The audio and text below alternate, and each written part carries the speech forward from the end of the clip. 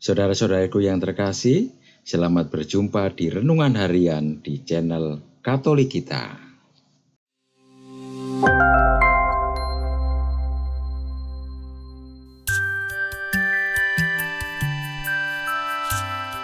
Hari ini, Kamis 21 September 2023, Pekan Biasa ke-24. Bacaan diambil dari Injil Matius, bab 9, ayat 9 sampai dengan ayat 13. Pada suatu hari, Yesus melihat seorang bernama Matius duduk di rumah cukai. Yesus berkata kepadanya, "Ikutlah aku." Maka berdirilah Matius lalu mengikuti dia. Kemudian ketika Yesus makan di rumah Matius, datanglah banyak pemungut cukai dan orang berdosa, makan bersama-sama dengan dia dan murid-muridnya. Melihat itu berkatalah orang-orang Farisi kepada murid-murid Yesus, "Mengapa gurumu makan bersama dengan pemungut cukai dan orang berdosa?" Yesus mendengarnya dan berkata, "Bukan orang sehat yang memerlukan tabib, melainkan orang sakit. Maka pergilah dan pelajarilah arti firman ini. Yang kukehendaki ialah belas kasihan dan bukan persembahan. Karena aku datang bukan untuk memanggil orang benar, melainkan orang berdosa." Demikianlah sabda Tuhan. Terpujilah Kristus.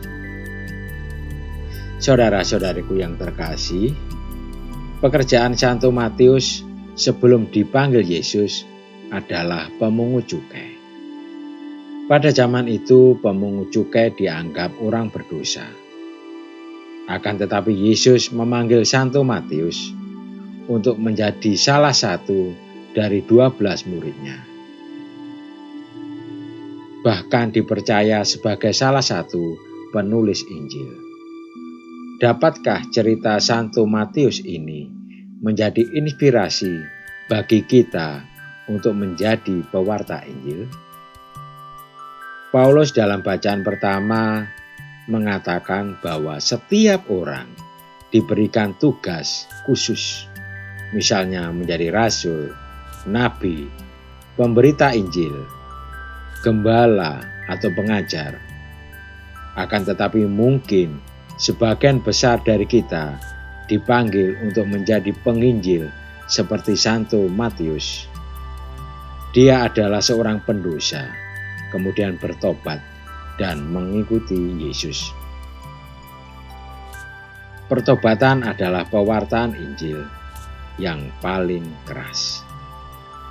Ketika kita bertobat, kita membuat Injil menjadi nyata dan orang lain boleh melihat dan mengalaminya juga. Salah satu kabar baik yang dunia ingin dengar dan lihat adalah belas kasih.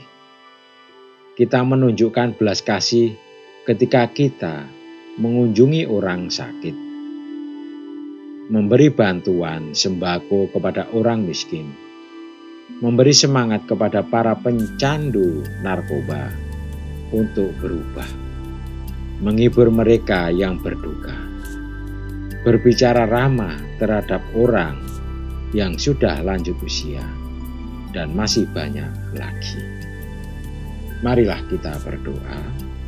Ya Bapa, gerakkanlah hati kami untuk memerhatikan para lansia di lingkungan kami. Amin. Saudara-saudariku yang terkasih, terima kasih atas kebersamaannya di dalam renungan harian ini.